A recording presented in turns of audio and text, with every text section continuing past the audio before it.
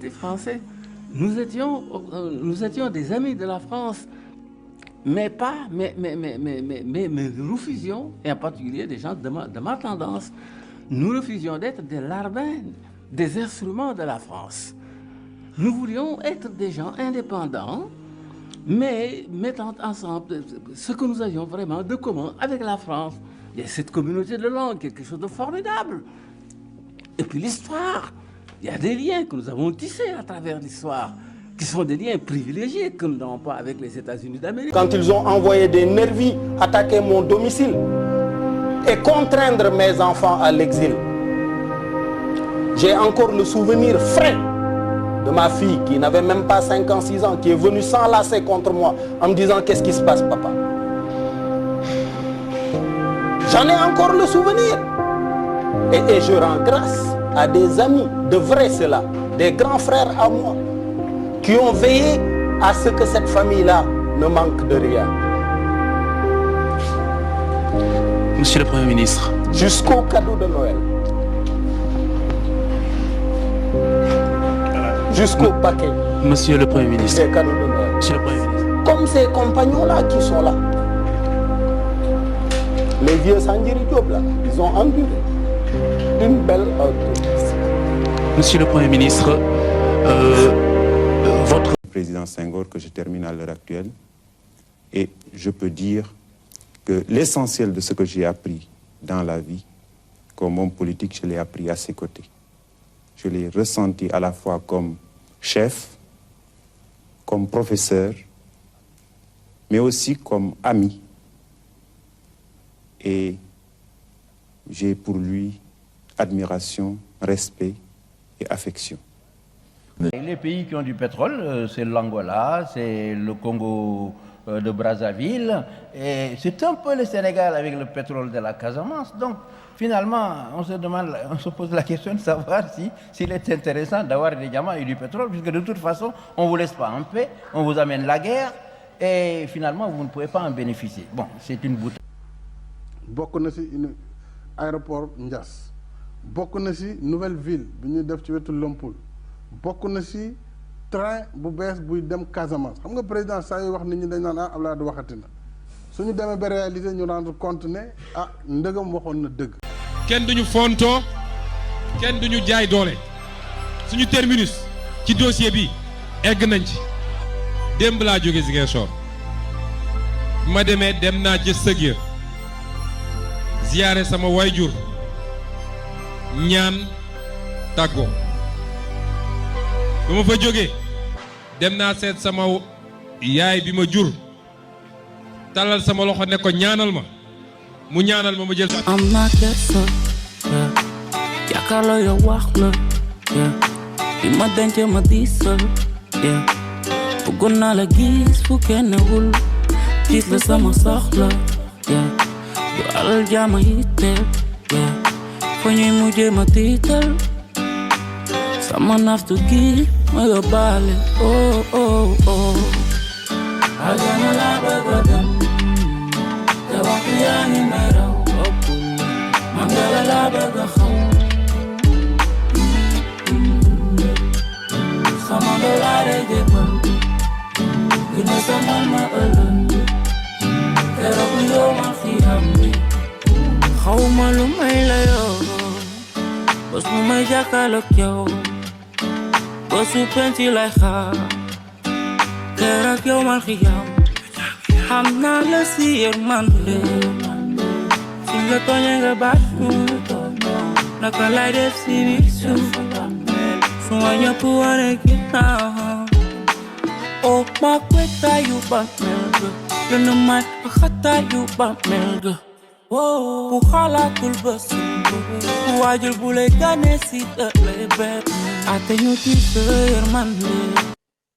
Nous sommes le 25 octobre 2025, troisième épisode de ce salon. Nous accueillons ce soir en fils du Sénégal, M. Ahmadou Bamba Gueye, coordinateur section Hauts-de-France, Pastef les Patriotes du Sénégal. Bonsoir, M. Bamba. Bonsoir, Amadou. C'est un plaisir d'être avec toi dans ton salon. Le plaisir est pour nous. Merci pour l'invitation. Alors, M. Bamba, vous êtes coordinateur de section Hauts-de-France, PASTEF, les Patriotes. Pouvez-vous nous présenter un peu qui vous êtes, votre parcours?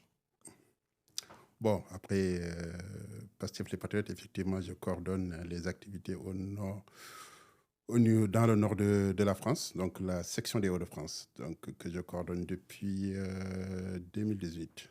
Parce que, si vous voulez, j'ai rejoint PASTEF, les Patriotes, en juillet 2017, suite à une longue réflexion, parce que j'avais décidé de ne pas faire de la politique du tout, mais le contexte de l'époque m'a obligé, à un moment donné, de me lancer et d'aller rejoindre ce parti. Et depuis lors, on m'avait confié de coordonner les activités dans la région des Hauts-de-France. Et cette coordination consistait... Quand vous dites Hauts-de-France, ça implique quelle ville? Hauts-de-France, c'est la fusion entre les deux anciennes régions, la Picardie et le Nord-Pas-de-Calais. Donc, en Picardie, on a des villes comme Amiens, Creil, Compiègne, Beauvais, où on a des cellules. Et le Nord-Pas-de-Calais, celle que j'appelle la cellule locomotive, qui est la ville de Lille, Ouais. et les villes autour, que sont Valenciennes et la Côte d'Opale, où on a Dunkerque, Calais et Boulogne-Ville qui constituent une cellule. Donc, toutes ces cellules ont été installées entre 2018 et 2022. Et il y en a qui, pour le moment, on n'a pas encore formalisé. Mais en gros, ce sont ces villes-là qui représentent un peu la partie nord de la France. Et PASTEF y s'est installé. On a pas mal d'activités qui ont été faites depuis.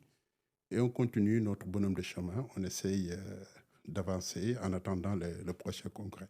Alors, est-ce que vous êtes ce qu'on appelle au Sénégal, dans ce jargon politiquement célèbre, est-ce que vous faites partie de ces militants de première heure où vous avez rejoint le train en marche? Mais première heure, je ne sais pas, c'était à qui... Après première heure, c'est certainement les membres fondateurs, ceux qui sont arrivés en 2014. Moi, j'ai rejoint le parti, comme je l'ai dit tantôt, en juillet 2017, officiellement. Sachant qu'à partir de 2015-2016, je commençais à découvrir le parti à travers son leader. Et j'avais quelques amis qui, dès 2015 et 2016, avaient fait leur adhésion. D'ailleurs, c'est à travers des échanges avec ces amis-là que j'ai appris à connaître le leader de PASTEF, mais aussi à connaître le projet PASTEF. Et c'est plus le projet qui m'a motivé, sachant qu'à travers le leader, j'avais compris que c'était une occasion pour nous, pour notre génération, d'impacter un peu notre pays, de changer des choses.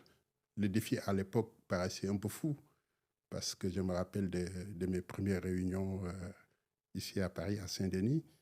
On était une vingtaine à travers ces réunions. On ne pouvait pas imaginer qu'en 2024, on en serait là. Donc, si c'est sa première heure, oui, mais je pense que voilà, il y a d'autres qui sont arrivés avant. Et pour moi, ce n'est pas ce qui importe le plus d'ailleurs, parce que ce soit venu en 2017 ou que d'autres nous rejoignent dans le train entre 2017 et maintenant, on a tous apporté notre petite contribution pour qu'on en arrive là. Donc, ouais, en parfaite corrélation avec les discours du président Ousmane Sonko, on va dire. Alors, on va se plonger directement dans l'actualité, M. Ahmadou Bamba. Il y a quelques jours, après audit et contre-audit, la FMI a finalement validé le rapport sur la situation financière des comptes publics sénégalaises. En particulier sur cette dette colossale dissimulée, pensez-vous que le Sénégal est en mesure d'allier performance économique et charge de la dette avec la conjoncture économique internationale? Oui, effectivement, le Fonds monétaire international, à travers sa directrice, a récemment confirmé ce qu'on savait déjà depuis un peu plus d'une année. Madame Géorgia. Effectivement, parce que si on fait un peu la genèse, c'est que le gouvernement du Sénégal, à travers son Premier ministre, le ministre des Finances et d'autres membres, nous avait révélé les résultats de l'audit l'IGF, le rapport de l'IGF, l'Inspection générale des finances. Voilà, ouais. Ça m'est revenu. À travers ce rapport, on avait une esquisse des dégâts. C'est quand le Premier ministre nous révélait que on pensait trouver le pays au niveau 0. Finalement, on s'est rendu compte qu'on était au niveau -4. Tellement les dégâts étaient énormes. Et il s'en est suivi un audit de la Cour des comptes qui est venu non seulement confirmer les chiffres de l'IGF, mais qui a montré une ampleur encore plus importante. Et plus tard, à travers un rapport du cabinet Mazars, l'étendue des dégâts s'est révélée encore plus important, et ce qui a donné, ce qui a fait qu'il y avait beaucoup de discussions autour du sujet, et discussion qui finalement s'est terminée par une confirmation, je dirais, de la directrice du Fonds monétaire, que le Sénégal aujourd'hui a une dette qui avoisine 132% du PIB. C'est énorme. C'est un énorme défi. Et nous avons vu à travers le projet de loi des finances que sur les 3 prochaines années, l'État du Sénégal devra payer en dette et en service de la dette à peu près 15 000 milliards de francs CFA. C'est juste énorme. Et trouver des mécanismes pour payer cette dette parce que l'État ne peut pas faillir. C'est un défi très complexe et y arriver à travers un plan de redressement qui a été présenté aux Sénégalais au mois d'août dernier par le Premier ministre du Sénégal. Ce plan de redressement sera financé par une économie endogène. D'ailleurs, pour vous confirmer l'heure de cette dette entre guillemets cachée, on peut désormais enlever les guillemets parce que ça a été déjà besoin de guillemets, ça a été confirmé. dissimulé sciemment par le régime de Macky Sall, donc à travers un mécanisme assez fluide, parce que Macky Sall a commencé par sortir quelques agences publiques et les mettre sous forme de sociétés privées qui appartiennent à l'État. Et à travers ces sociétés, il y a eu pas mal de prêts qui ont été faits. Mais ce n'est pas que ça, parce qu'on parle souvent de la dette parapublique. Mais même au niveau de l'État central, il y a eu pas mal d'emprunts qui n'ont pas été forcément tracés par le Trésor public. Ça, il faut retourner dans le rapport de la Cour des comptes pour voir que aujourd'hui, le débat qui porte sur la dette parapublique, ce n'est même pas ça le vrai problème. C'en est un. Mais le vrai problème, c'est qu'il y a des prêts qui n'ont pas été tracés. Macky Sall a beau essayer de nous dire que tous les emprunts qu'il fait passent par la BCEAO, que c'est tracé, c'est archi faux. Pensez-vous que c'est Macky Sall qui est le principal responsable de... Bien évidemment, en tant que chef d'État déjà, mais aussi c'est lui qui est derrière tout ça. En fait, ce que les Sénégalais doivent savoir, c'est que cette dette, on ne l'a pas eu par accident. Macky Sall, dès 2017, s'est payé les services de Dominique Strauss-Kahn. Je vous renvoie juste à une émission Cache Investigation de l'UC. Et dans cette émission, vous pouvez voir que Macky Sall a essayé, dès 2017, de trouver de l'argent, de financer des projets déjà pour sa réélection en 2019. Et sachant que l'emprunt était déjà à un niveau très important, il a voulu baisser les montants et a mis en place un mécanisme pour emprunter davantage et réaliser certaines infrastructures. Pas pour changer le Sénégal seulement, mais pour essayer d'avoir un gain politique. C'est à travers cela qu'il a commencé, si vous vous rappelez du fameux rendez-vous de Paris en 2018, à la veille de l'élection présidentielle de 2019, où ils étaient contents d'avoir levé, je pense à l'époque, ils parlaient de 7 000 milliards. Et en tant qu'Amadou Ba comme Premier ministre. Comme Premier ministre. Et depuis cette date, ils n'ont pas arrêté. Ils n'ont pas arrêté, tout en dissimulant les vrais chiffres. Donc, c'est fait à dessein. Ça, il faut que les Sénégalais le sachent. Macky Sall a sciemment caché une partie de la dette pour avoir des conditions d'emprunt favorables. Monsieur Bamba, là où j'interviens dans ce que vous dites, et moi, les questions que je me pose, c'est Le Sénégal qui est réputé d'avoir des institutions stables et fortes, où est la responsabilité de la Cour des comptes dans cette histoire? Bon, ça, je pense qu'il y a l'ancien président de la Cour des comptes qui avait donné une excellente réponse. Parce qu'il faut savoir que la Cour des comptes, depuis un moment, ne certifiait pas les comptes du Sénégal. Contrairement à ce que le gouvernement de Macky Sall disait. À l'époque, il avait fait une tribune suite à une déclaration d'Amadou Ba à l'Assemblée nationale, disant que les comptes étaient certifiés par la Cour des comptes, ce qui est faux. Ça, c'est d'une chose. Mais d'autre chose, la Cour des comptes travaille sur les bases des éléments que lui fournit l'administration. Donc, c'est sur la base de ces éléments-là qu'il regarde si les règles ont été respectées. Cette fois-ci, c'est la nouvelle administration sénégalaise qui lui a donné des éléments à certifier.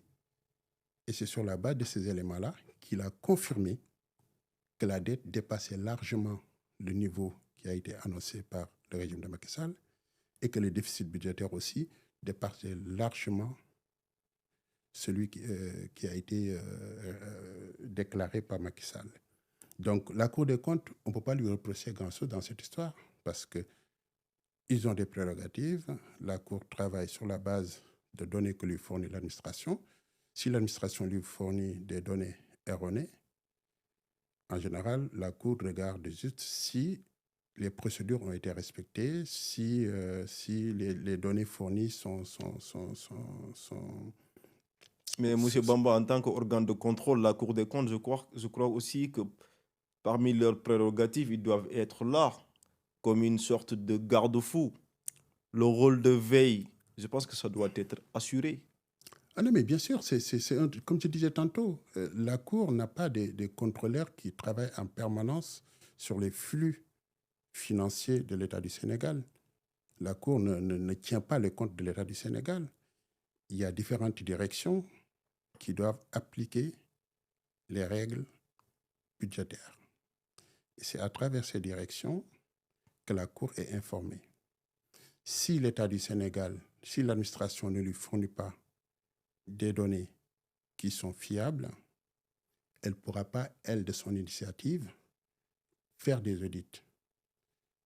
Aujourd'hui, ce que certains, pour essayer de décrédibiliser l'institution qui est la Cour des comptes, ce que certains nous disent, c'est que, écoutez, tous les comptes annuels ont été validés par cette Cour. Donc, si aujourd'hui, elle donne ce rapport-là, si elle s'est trompée sur les rapports précédents, on ne peut pas accorder de la crédibilité à ce dernier rapport, ce qui est archi faux. À un moment donné, ils nous ont parlé d'histoire de signature, que le rapport n'était pas signé, tout ça. Mais tout ça, c'est juste, pour moi, à mon avis, de la diversion. C'est pour nous empêcher, en tout cas, pour faire de sorte qu'on ne puisse pas discuter du vrai problème. Le cœur du problème, c'est qu'aujourd'hui, nous avons une économie exsangue. Aujourd'hui, nous avons une situation financière très compliquée et c'est le résultat de 12 années de mauvaise gestion du régime de Macky Sall. M. Bamba, le récent ministre de l'économie du Sénégal ont pris pour son âme, que Dieu ait pitié de lui et qu'il l'accueille dans son paradis. Au-delà de lui, on a Amadou Ba qui est au Sénégal, qui a été l'un des anciens ministres de l'économie du Sénégal. Nous avons Abdoulaye Daouda Diallo. C'est d'ailleurs cette tronçon qui va nous permettre de rentrer dans le rubrique judiciaire. Des anciens ministres de Macky Sall sont visés par les enquêtes pour dettes cachées et détournement. Y aura-t-il une haute cour de justice? Écoutez, je ne sais pas qu'est-ce qui va se passer du point de vue juridique, mais ce que je peux dire, effectivement, et d'ailleurs c'est pourquoi les Sénégalais doivent se poser les bonnes questions. Dans ce débat, on n'entend pas trop Amadou Ba, qui a été ministre de l'économie et des finances jusqu'en 2019, et Abdoulaye Daouda Diallo, qui l'a succédé à ce poste à partir de 2019. Ils sont là, mais ils parlent pas. Pourquoi? C'est cette question qu'on doit se poser. Il y a des gens qui parlent à leur place. Bon, l'autre ministre des Finances, Moustapha Ba, qui est épicé de s'expliquer sur le sujet. Pourtant, quelques semaines avant le drame, quand il y a eu la sortie du Premier ministre, il l'a nommément cité comme étant celui qui les avait dit qu'il y avait une dette cachée. Donc, sur le plan judiciaire, j'espère bien qu'il y aura des conséquences parce qu'on ne peut pas mener le pays dans cette situation sans conséquences. J'espère juste que la justice fera son travail à travers la Haute Cour de justice et que les responsables de cette situation viendront s'expliquer devant le peuple. Si tu me le permets, juste avant de répondre à cette question, je voulais juste apporter une précision par rapport à ce qui est en train de se passer sur le sujet de la dette cachée. On voit aujourd'hui des agitations, j'ai envie de dire, du pôle d'avocats de Macky Sall. J'ai vu son avocat, Pierre-Olivier Sur le plateau de Mme Maïmouna Ndour Faye, qui a essayé de nous expliquer, en tout cas de nous réapprendre le français, de nous dire comment on doit définir une dette ou comment on doit définir un misreporting. Et juste dire que c'est d'ailleurs étonnant qu'un avocat qui, pour le moment judiciaire, puisse s'inviter dans ce débat et essayer de dissuader l'État du Sénégal à aller plus loin dans sa démarche. Parce que tout le monde sait aujourd'hui que le rêve fou de Macky Sall, c'est d'être candidat au secrétariat général des Nations Unies et qu'il sait très bien que cette histoire de la dette cachée peut être un obstacle majeur. C'est pourquoi il essaye d'anticiper, il essaye de dissuader l'État du Sénégal à aller plus loin. Donc, si on écoute M. Sur dans tout son discours... Pensez-vous pas que c'est un peu normal? Macky Sall, ancien président de la République du Sénégal, qui a des prétentions aujourd'hui d'une certaine manière de candidat pour la secrétariat général de l'ONU, c'est d'une certaine manière, c'est un peu légitime de préserver son image. Mais aussi autre chose, hier nous avons entendu l'avocat M. Amadou Sall, suite à un point de presse de l'APR, Alliance pour la République du Sénégal, dire qu'ils ont envoyé des courriers à l'administration sénégalaise, notamment au ministère de l'économie, pour qu'il les donne toutes les informations. Ça, c'est juste de la pure diversion, au fait. C'est-à-dire, on est en train d'assister à quelque chose. Est-ce que pour la démocratie, vous ne pensez pas que le ministère de l'économie doit leur donner tous les éléments possibles pour préparer leur défense? Ça n'a rien à voir avec la démocratie. Ce qui se passe, c'est qu'ils sont en train de faire leur théâtre pour essayer de nous divertir. Macky Sall, actuellement, ne fait l'objet d'aucune poursuite judiciaire.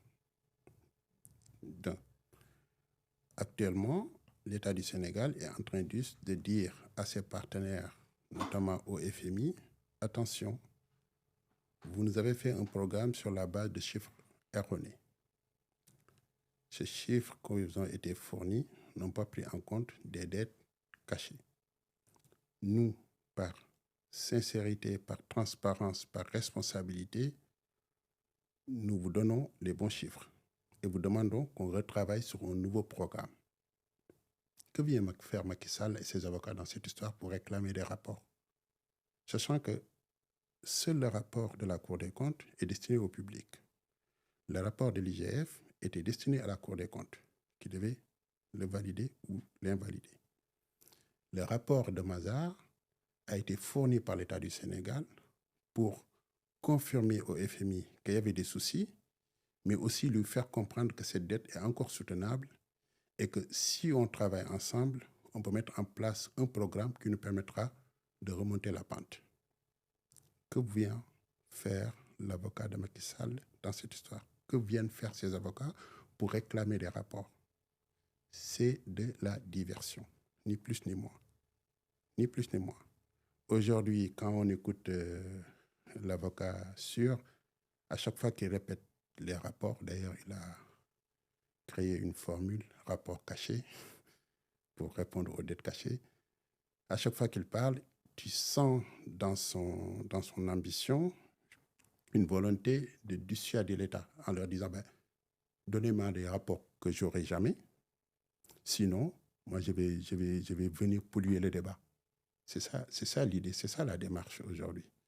Ils veulent polluer le débat. Alors moi, M. Bamba, moi, la question que je voudrais me poser, parce que tel que la constitution sénégalaise le stipule, on ne peut condamner ou on ne peut poursuivre un ancien président de la République que s'il est soupçonné ou accusé de haute trahison. Est-ce que ce volet économique, on va dire, c'est plus des présomptions, ça a été validé par la FMI, la Cour des comptes. Est-ce qu'à la base de ces allégations, on peut poursuivre Macky Sall en arriver jusqu'à le condamner? La condamnation, ce sont les juges qui décideront. Moi, je sais juste qu'aujourd'hui, les députés ont assez de matière pour Parce qu'aujourd'hui, poursuivre Macky si Sall. vous voudriez définir la haute trahison... Mais écoutez, on peut avoir des définitions différentes de la haute trahison. En tout cas, la haute trahison, c'est moi, si je veux faire une définition brève et synthétique, c'est quand un président entreprend des actes qui nuisent à son peuple, à son pays. Moi, c'est une définition simple que j'ai de la haute trahison. Et Macky Sall a volontairement entrepris des actes qui aujourd'hui mettent l'État du Sénégal dans une situation très difficile. Si les députés décident de le poursuivre, la haute cour, les magistrats de la haute cour de justice décideront à la fin s'ils doivent le condamner ou pas. Moi, aujourd'hui, je ne peux pas dire s'il sera condamné ou pas, mais en tout cas, je pense qu'il y a assez de matière pour poursuivre Macky Sall pour haute trahison. Ça je n'ai pas de doute là-dessus. Beneen aspect bu ma bëgg ñu ñëw monsieur Bamba mooy est-ce que ba tey Diomaye mooy Sonko? Est-ce que ba tey Sonko mooy Diomaye? Parce que tey umpule ni il y a récemment Ousmane Sonko a fait cette sortie virulente pour dire que Sénégal amul problème mu institution, problème mu autorité moo fi nekk. Est-ce que d'une certaine manière, ça n'affaiblit pas Diomaye? Non, mais je vais juste répondre à ça. Après, on va revenir sur la question avec Alioune Sall. Mais Diomaye mooy Sonko, pour moi, c'est pas seulement du loo xam ne dañ ko wax rek mu nekk benn wax bu ñu sànni. Au fait, si on revient dans l'esprit dans l'esprit, qu'est-ce qu'on a voulu dire à travers Diomaye mooy Sonko? C'est-à-dire, on avait un projet qu'on a toujours. Et que projet boobu ci benn loxo lañ ko tegoon muy loxo Ousmane Sonko. ànd ci ak moom di ci liggéey. Ba Macky Sall gis ni lii kat buñ ko bàyyiwut Ousmane Sonko dina jël réew mi. Mu def ay pexem ba bokkul.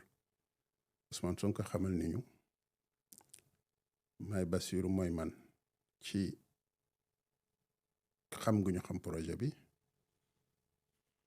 ci ay jikko ci ni ñu bëggee yore réew mi. Donc mun nañu Diomaye mooy Sonko ci la juddoo mun nañ ko waxee noonu. Tey jii la man laa gën a gëm ni Diomaye mooy Sonko ndax Amadou, c'est vrai, tu as rappelé ce qui s'est passé il y a quelques mois qui sorti Ousmane Sonko defoon et que jur na coow lu bari. Mais chaque fois damay wax ni sorti bi nañ ko delloo ci contexte am. Ku nekk nag mun nga ci am xalaat. Man xëy na sama xalaat mun na wuuteeg bu Ousmane Sonko wala bu Diomaye. Ku ne mun nga am xalaat. Mais lu wér te wóor mooy sorti boobu objectif Ousmane Sonko du woon dal ci Diomaye Faye, le président de la République Bassirou Diomaye Faye, du woon tamit ni ñu doonatuma Bassirou Diomaye Faye. Amoon na gis-gis bu wute wax na ko ba mu ci waxee la ca pare. Mais ak tension politique Sénégal nu mu mel, est-ce que sortie boobu c'était opportun? Loolu moom la mooy li ma wax sànq ku nekk mën nga ci am appréciation. Ku nekk mën nga ci am appréciation. Tey jii nii am na ñoo xamante ni gëm nañ ni sortie boobu il fallait mu am parce que ñoom tamit dañoo bokk ak Ousmane Sonko le premier ministre gis-gis ci loolu am ñoo xamante ni même au sein de Pastef seen gëm-gëm mooy am na yoo xamante ni mënoon nañ fa bañ a egg mënoon nañ ko régler au sein de Pastef débat la on est dans un. parce que Ousmane wax na ko nee na layoon na biir. bien sûr toog na ak Diomaye. absolument du benn yoon du ñaari yoon. absolument déggaluñu ko moo tax mu génn def sortie publique. ba tudd ce témoin crucial dans l'histoire muy El Malick Ndiaye. Le président de l'Assemblée nationale. Oui, en fait pour moi c'est un épisode qu'on avait dépassé d'ailleurs mais li ma gëm mooy Ousmane Sonko jël na ay responsabilités mu wax lu mu xalaat le président de la République tamit am na position am waaye li ma gëm mooy diggante ñaari jëmm yooyu dafay xew man fekkuma ko xawma ko te gëm naa ni Diomaye tey la gën a nekk Sonko tey la gën a doon Diomaye ndax waxuma sax seen relation personnelle ndax xajuma ci waaye en tant que leader politique en tant que les porteurs du projet seen objectif benn la soppikuwul mooy génn Sénégal ci jafe-jafe yu mu nekk et tey lañ gën a ànd ñoom ñaar pour def liggéey boobu li ci des nag ay nit bu ñu nekkee léeg-léeg dañuy am jafe-jafe sa propre kër da ngay am jafe-jafe sa frère da ngay am jafe boo yoree réew moo gën a complexe moo gën a mitti gis-gis yi bu wute wut sax léeg-léeg mun nañ bañ a bokk nu ñu xalaatee ci doxalin bi et que ci doxalin bi lañ d'accord woon xëy na ba tax le premier ministre génn wax lu mu wax en tant que chef du parti Pastef. Après mën nañ ne cette sortie ça a débloqué les choses parce que quelque temps moo si tegu remaniement ministériel am. Après je ne suis pas sûr que ce soit forcément lié à cette sortie. Honnêtement je peux pas le confirmer ni l'infirmer mais ce que je sais juste c'est que. Il y aurait pas suite logique. Suite logique je ne sais pas honnêtement je suis incapable de le confirmer aujourd'hui ce que je sais par contre c'est que premier ministre moo génn wax ak moom bu ñu defee remaniement moom moo wax ñu dégg que ni il fallait par rapport ak gis-gis yu ñu am il fallait que ñu am ñoo xamante ni donte bu ñu nekkee ministre def nañ liggéey bañ leen santoon am ñu leen remplacer parce que am na lu ñu soxla loo xamante ni ci liggéey bi xëy na gisuñu ko ci ñooñu léegi nag am na ñeneen ñu bees ñu ñëw di def seen liggéey mais lu wërtoo wóor mooy quelle que soit décision yu ñu jël ñoom ñaar lenn rek moo leen ciy xiir fexe ba li nga xamante ni diglante nañ ko ak sénégalais yi ñu matal ko mooy ci li ñuy dox suba ba ngoon après voilà des fois nag du ñàkk man je l'avais déjà dit dans une publication depuis l'année dernière je pense ci après élection législative yi que ni ay jafe-jafe mën nañoo am suñu diggante et du nekk rek diggante le président de la République et son premier ministre. Est-ce que da nga d'accord ni li ñi di wax mooy Pastef mooy opposant boppam. Oui, en fait, parce que Pastef, c'est un parti qui est par essence un parti de... Est-ce que la parole est libre au sein de Pastef? Je pense. En tout cas, j'ai la ferme conviction que la majorité des personnes que je connais dans Pastef, elles sont libres dans la prise de parole. Maintenant, mais nekkul nag lépp lu xew liberté boobu nekkul loo xamante ne da nga ko war di bëgg coûte que coûte exprimer un peu partout et n'importe comment. D'où il y a l'épisode dernier, je pense il y a à peu près une semaine, il y a une des employées à la présidence qui a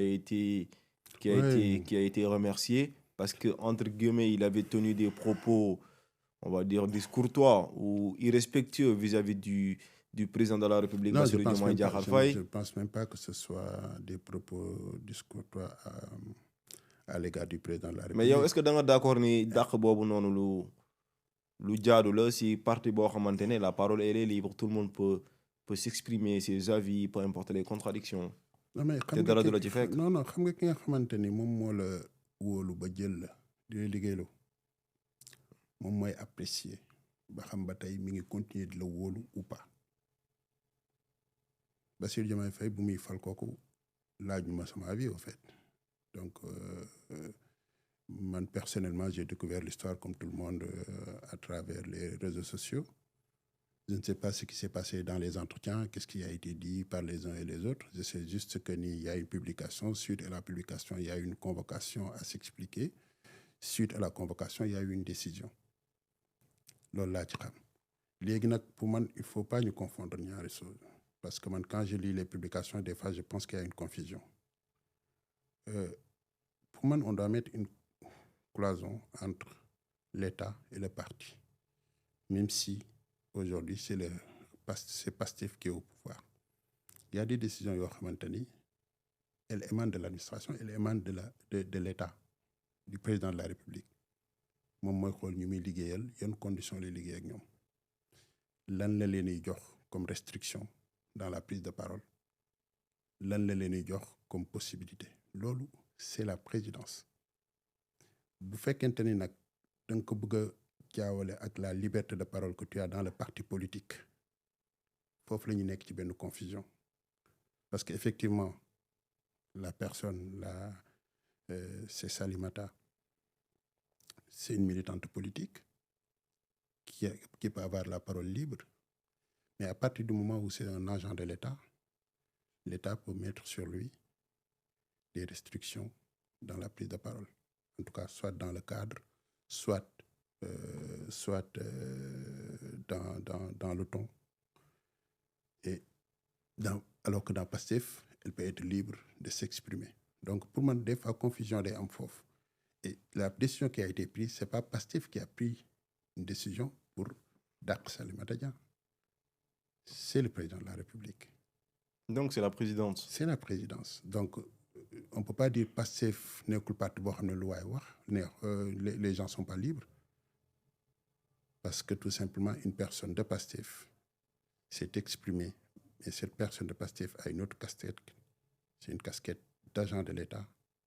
Et que l'État mun na am ay restrictions ci prise de parole man noonu laa ko jàppee.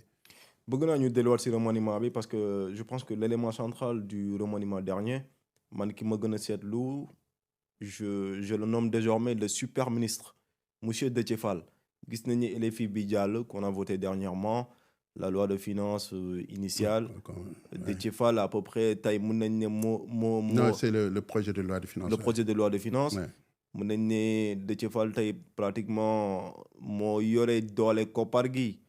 C'est vrai que tey c'est lui qui gère l'infrastructure. Ouais. Après, je pense que c'est pas la personne de Déthié Fall la question. Déthié Fall, c'est un leader politique, un ingénieur polytechnicien qui a fait ses preuves dans l'industrie.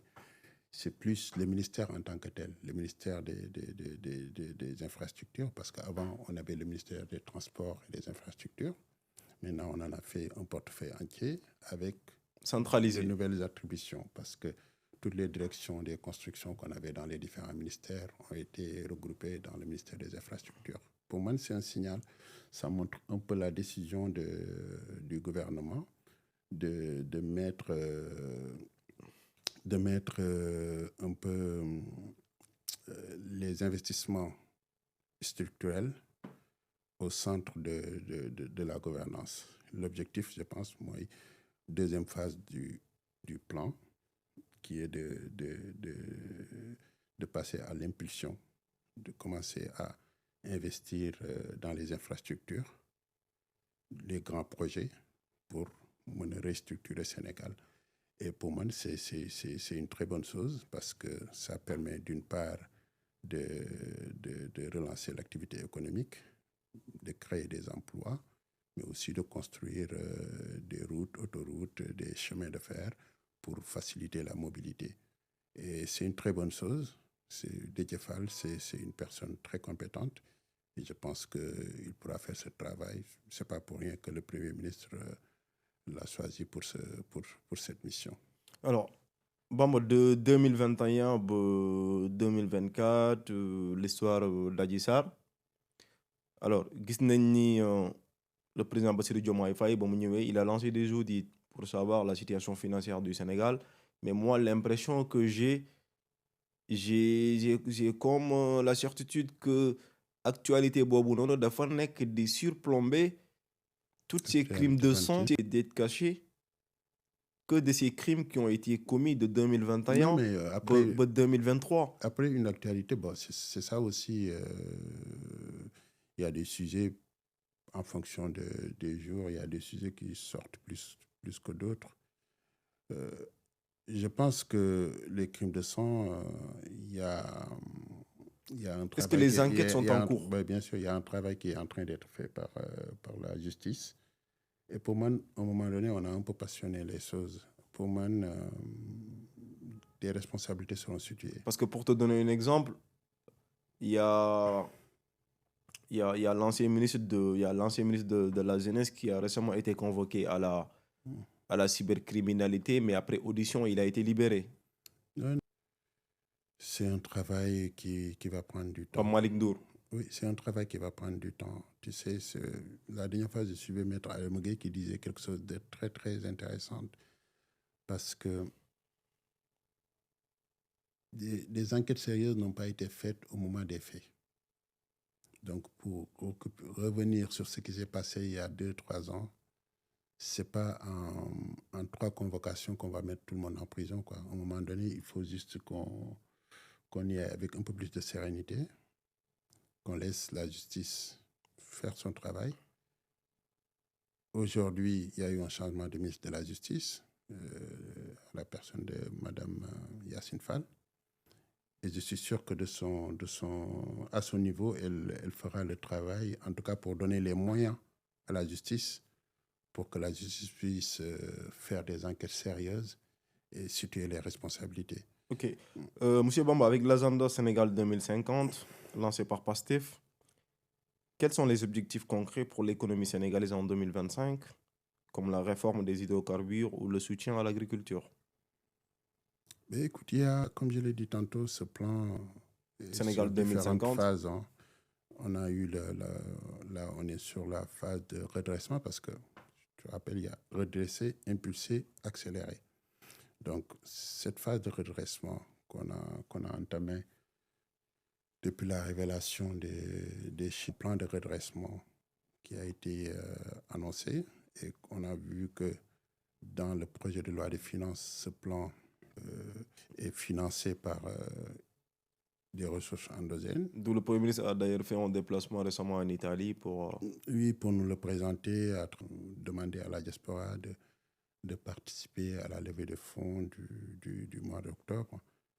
Une levée qui s'est terminée avec une éclatante réussite. Mais juste pour dire que pour l'agenda 2050, il y aura une première phase de redressement. Et on voit à travers le projet de loi de finances qu'il y aura une impulsion à travers les investissements dont on a parlé tout à l'heure. Mais aussi, tout à l'heure d'ailleurs, qu'à partir de 2026, le Sénégal n'aura plus besoin d'aller acheter du gaz pour l'exploitation de la Sénélec, par exemple. C'est à travers nos propres ressources gazières que le circuit sera alimenté. Et ça, c'est projet impactant. Ouais, c'est un game changer, quoi, parce que si aujourd'hui le Sénégal arrive à financer, en tout cas à alimenter la Sénélec à travers nos ressources gazières, ça va forcément impacter de manière considérable le coût de la production de l'électricité et va baisser les prix de l'électricité, que ce soit pour les ménages comme pour les industriels, hein, ça va complètement changer la donne. Donc, nous sommes très optimistes parce que ça aussi, il faut féliciter le Premier ministre et tout son gouvernement parce qu'il nous avait promis qu'il y aurait des contrats. Et c'est suite à ces très, très, très confiants. Nous pensons que dans les prochaines années, le visage du Sénégal va vraiment changer au fait. Alors, nous sommes au salon de Amadou comme invité M. Ahmadou Bamba Gueye, coordinateur section Hauts-de-France. Alors, gis nañ ni parti Pastef yéen a ngi waajal congrès boo xamante ne moo jëm si mën nañ ne suqal activité parti bi du ñàkk aussi di ngeen laal yenn poste stratégique yi. Oui, il y a un congrès prévu normalement. Bon, là, ça devient un peu compliqué parce que normalement, ça devait se tenir avant la fin de l'année, mais ça m'a l'air compliqué à la date d'aujourd'hui. Mais en tout cas, ce qui est sûr, au niveau de la diaspora, il y aura quelques changements majeurs. Est-ce que ce sera un congrès national ou... Non, oui, il y aura tout le parti, que ce soit au Sénégal comme dans la diaspora. Chaque entité du parti va envoyer ses délégués. Et il y a une restructuration qui est déjà validée par le nouveau règlement intérieur. Par exemple, moi, aujourd'hui, je suis coordinateur des Hauts-de-France, qui est une section. Mais dans la nouvelle configuration, PASTEF France n'est plus une coordination. Elle est devenue une section, toute la France. Ainsi que les 10 autres pays de la zone ENOC, Europe du Nord, de l'Ouest et du Centre. L'objectif, c'était de calquer un peu ce qui se passe au Sénégal, de le calquer avec la structuration au niveau de la diaspora, c'est-à-dire les départements qui constituent des circonscriptions électorales vont devenir des coordinations. Nous sommes dans le département ENOC. C'est ce département-là qui va être la nouvelle coordination. La France va être une section ainsi que les 10 autres pays. Et dans les sections maintenant, on aura des sous-sections, ensuite des cellules. Ça, c'est la nouvelle configuration. Bon, PASTEF France... Donc, ce sera un nouveau format. Oui, PASTEF France, avec d'autres coordinations de la diaspora, sont en train de faire des propositions pour amender certaines règles.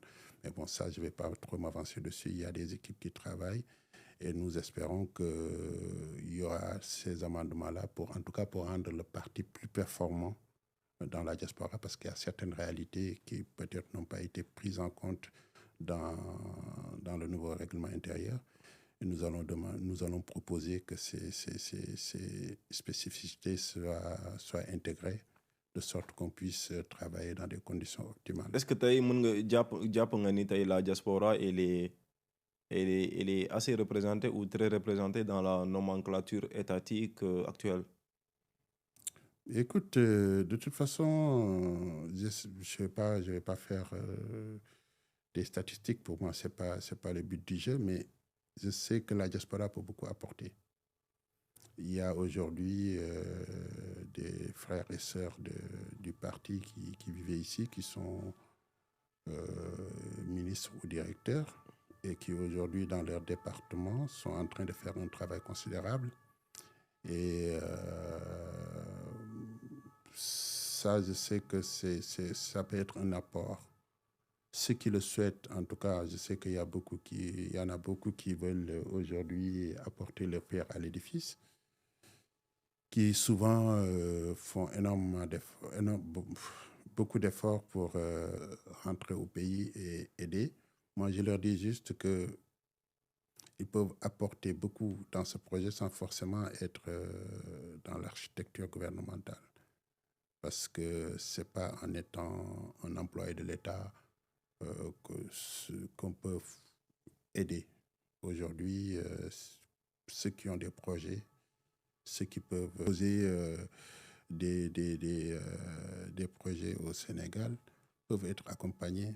Il y a pas mal de leviers, il y a des mécanismes qui permettent aux Sénégalais de la diaspora de rentrer au pays, de travailler, d'aider l'État dans ce projet de développement. Mais ne pas forcément faire focus sur les fonctions de direction ou des fonctions ministérielles, même si à ce niveau, on peut aussi beaucoup aider. On peut aider ailleurs, quoi. Ok, bon, on va aussi, on peut parler d'international, de diplomatie. Parce que moi, ces 2 ou 3 derniers jours, j'ai pas mal d'amis.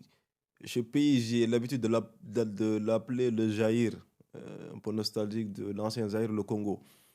J'ai des amis congolais qui me reprochent à l'idée que depuis que le président Bassirou Diomaye Faye est au pouvoir, Paul Kagame s'est rendu au Sénégal pas moins de 10 fois. Bassirou Diomaye Faye aussi, pareil. Dans un contexte où C'est un peu exagéré, mais Paul Kagame, on l'accuse de perpétrer un génocide vers le Nord Kivu, et le Sénégal qui est considéré comme une sorte de vitrine en Afrique. Et nous, au Sénégal, Paul Kagame, qui, entre guillemets, eux, ce qu'ils avancent, a les mains entassées de sang. Il y a Lolo Sekhala Taï. après, c'est des situations voilà, qu'on ne va pas essayer de simplifier. Hein. C'est des situations très complexes. Moi, je ne suis pas un expert en diplomatie, mais je sais juste une chose, que le président de la République a une responsabilité. C'est pas que quand il va au Rwanda, ce n'est pas parce qu'il est ami avec Paul Kagame. C'est parce que le Rwanda et le Sénégal, comme le Rwanda et la RDC, donc le Zaïre, comme tu dis, l'ex-Zaïre, doivent avoir des relations économiques, diplomatiques. Ce n'est pas parce qu'il y a un problème entre les deux pays que le Bassirou Diomaye Faye doit prendre parti. C'est un président d'un pays, le Sénégal, qui n'a pas de problème avec le Rwanda, ni avec la RDC d'ailleurs, et qui peut aller dans le ou l'autre pays. Maintenant, qu'est-ce qui fait que les relations entre les deux sont aussi fluides? C'est juste parce que le Rwanda, depuis des années, en termes de développement, en termes de transformation, est quand même un exemple en Afrique. Si aujourd'hui, le président du Sénégal considère que en allant au Rwanda, il peut faire du benchmarking, voir un peu ce qui se fait là-bas, pour voir comment il peut appliquer la même chose au Sénégal. Il ne le fait pas contre la RDC. Après, moi, je trouve la reproche des Congolais assez... Moi, personnellement, je trouve assez logique, parce que Pastef les patriotes, mais je le considère comme une sorte d'idéologie, le panafricanisme. Bien sûr, assumé d'ailleurs. Et aujourd'hui... Moi, je pense qu'aujourd'hui, le débat congolais, ça doit... ils doivent être impliqués à 100%. Non. En fait, être panafricaniste, ce n'est pas faire l'arbitre, essayer de prendre parti dans des sujets aussi complexes. C'est au contraire, et c'est quand il y a des conflits entre des pays, d'essayer un peu de jouer un rôle de conciliateur. Ce qui est sûr, c'est que le président du Sénégal n'a aucun souci avec la RDC. Si demain il a l'occasion d'aller à RDC, de visiter le pays, d'échanger avec le président de la RDC, ce sera sans problème. Tshisekedi. Donc, ce n'est pas ça pour moi le souci. Malheureusement, aujourd'hui, sur ces sujets, on y met un peu trop d'émotions. Nous, on a été dans la même position. Hein. Moi, je me rappelle, quand on était en difficulté face à Macky Sall, tout président qui recevait Macky Sall ou qui disait du bien sur lui devenait systématiquement notre adversaire. L'ami du diable. Voilà, c'est comme ça. Et pourtant, on oublie que c'est des relations entre deux États. Les présidents représentent des États. Aujourd'hui, l'État du Sénégal n'a aucun problème avec celui du Rwanda, encore une fois, ni celui de la RDC. Il peut entretenir des relations diplomatiques avec les deux. Donc, il ne faut pas qu'on en fasse un problème majeur. Pour moi, il n'y a aucun problème entre le Sénégal et la RDC. Alors, on va parler d'une autre actualité, d'une certaine manière qui est aussi internationale, parce que la personne concernée, ce journaliste ou homme d'affaires, M. Madiambal Diagne, qui a récemment été interpellé ici en France, notamment à Versailles, suite à laquelle il a été mis sous contrôle judiciaire, qui sur sa tête, les autorités sénégalaises lui ont mis un mandat d'arrêt international. Pensez-vous que la France va coopérer? En tout cas, je sais qu'il existe une convention entre la France et le Sénégal. Et aujourd'hui, c'est le juge qui a le dossier qui va décider si les conditions sont remplies pour qu'il valide l'extradition. Mais ce qui est certain, c'est qu'aujourd'hui, Madiambal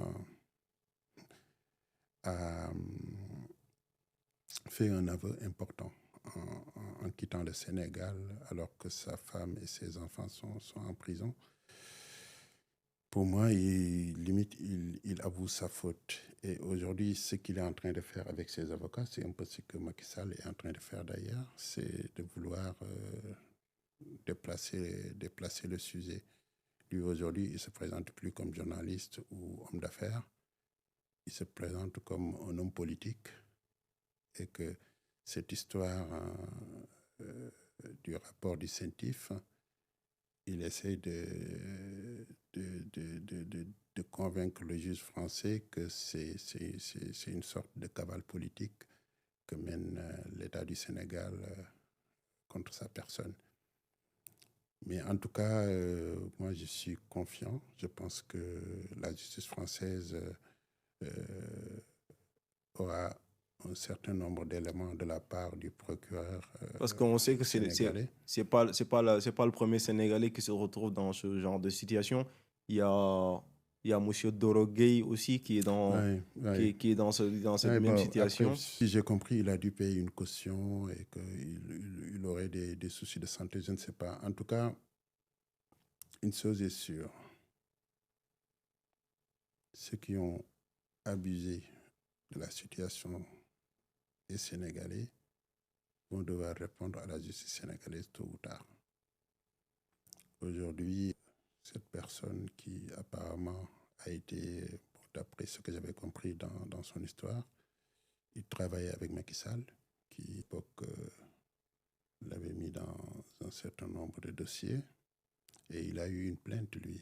D'ailleurs, lui, c'est pas avec l'État du Sénégal. C'était d'ordre privé. C'était d'ordre privé. Donc, aujourd'hui, de ce que j'ai compris, c'est pour des raisons de santé que le juge n'a pas voulu valider l'extradition, mais on verra ce que ça donnera à la fin. Ok, M. Bamba, il nous reste 3 minutes. Wow, c'est allé très vite. Qu'est-ce que vous dites à la population sénégalaise? Les perspectives doivent-ils être optimistes, plus patients? Bien sûr, parce qu'on a été résilient quand même. On a connu 3 années difficiles entre 2021 et 2024. Je pense qu'on a vécu le pire. Aujourd'hui, on est dans une phase de transition très complexe où on est en train de semer les graines du développement. Le temps que ça pousse, malheureusement, des fois, c'est très difficile. Je comprends ceux qui disent actuellement que c'est difficile, même quand il y a eu... Quand il y a eu les propositions, en tout cas dans le projet de loi des finances, une augmentation de la nouvelle taxe, là-bas, ce n'est même pas une nouvelle taxe, la taxe de 1% sur les paiements. Je vois beaucoup de personnes qui se plaignent du fait que l'État augmente les impôts et les taxes. Et je comprends, c'est difficile. Il n'y a aucun pays dans le monde où les gens sont contents quand les taxes augmentent. Là, on est dans une phase où on est en train de payer les taxes foncières.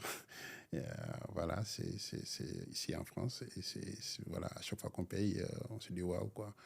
Et demain, si on nous dit qu'on va augmenter de 1% les taxes. Ouais, alors, tu en parles des taxes, c'est dommage qu'on n'a pas eu assez de temps pour parler surtout du secteur informel qui, c'est 90% de l'économie. Donc la réaction, je la comprends.